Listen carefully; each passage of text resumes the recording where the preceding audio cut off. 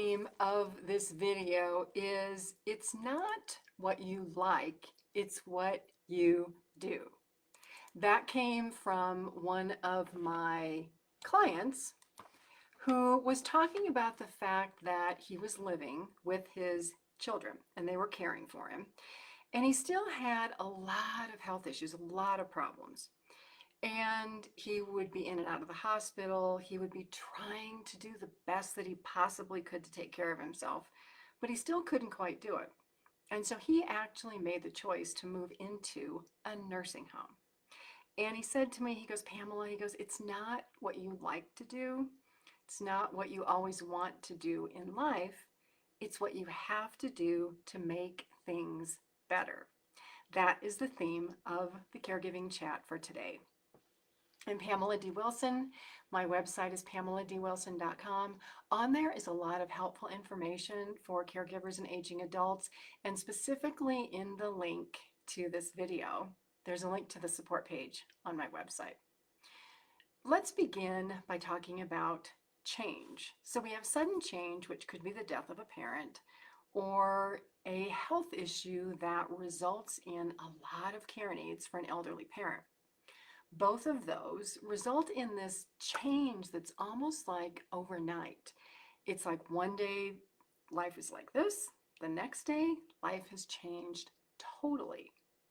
In both of those situations, for the caregiver who is experiencing change and for the aging adult who is experiencing change, there is a lot of grief and loss being experienced that we often don't talk about as caregiving or in caregiving conversations. And the reason is that we're both in different stages of life. Our parents are aging, they're experiencing more health issues, maybe some memory issues. And for caregivers, we're busy with everything else like working and going to school and raising kids. And so our minds are in two different places, even though the caregiver and the aging parent or aging adult are experiencing similar losses. So let's talk about how we can manage through these caregiving situations when it feels like it's a struggle for the parent and it certainly feels like it's a struggle for the caregiver. And I'm going to liken this to a car and car maintenance. So with cars, we kind of know what to expect, right? Every day we get in, we turn the key and the car is supposed to start. Every day we get up and we do caregiving things and we don't know what to expect. But with a car, at least you have what I call a menu. You go in for service and they say, oh, do you want your oil changed, or do you want to add on this or add on that? And we kind of know that if we maintain our cars, if we have the oil changed, we're probably going to have fewer problems and the car will last longer and it won't break down. But occasionally we have things we have to have fixed. If caregiving could only be like that type of menu system, where we had a menu in front of us and it's like, oh my gosh, I could do this and this and this and this and this. Well, all of those things do exist, and it can relate to physical strength. So is my parent getting weak? Are they a fall risk? What might I do about that? Is my parent losing weight? Are they having more health issues? Are they continually sick? Do they have a poor immune system? And what can I do about that? What if my parent's experiencing memory loss? What do I do there? How do I manage that? What if my family doesn't get along? What if, what if, what if? So if you think about it, my website and all of the support there is kind of like a menu for caregivers, as is any caregiving course. Well, I shouldn't say any caregiving course.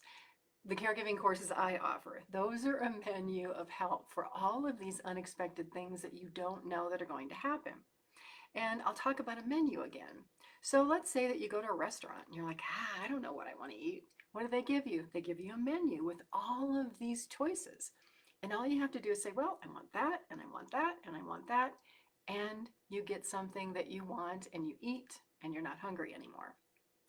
How do caregivers realize that there is even a menu that exists about caregiving? It's difficult because we often don't talk about resources for caregivers or help for caregivers.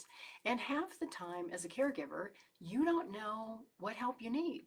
If you're an older adult and you're starting to experience caregiving issues, you don't know what help you need. So where do you go? It's simple. You go to my website. It's PamelaDWilson.com. On there, a lot of free information. My library, my weekly podcast, my blog.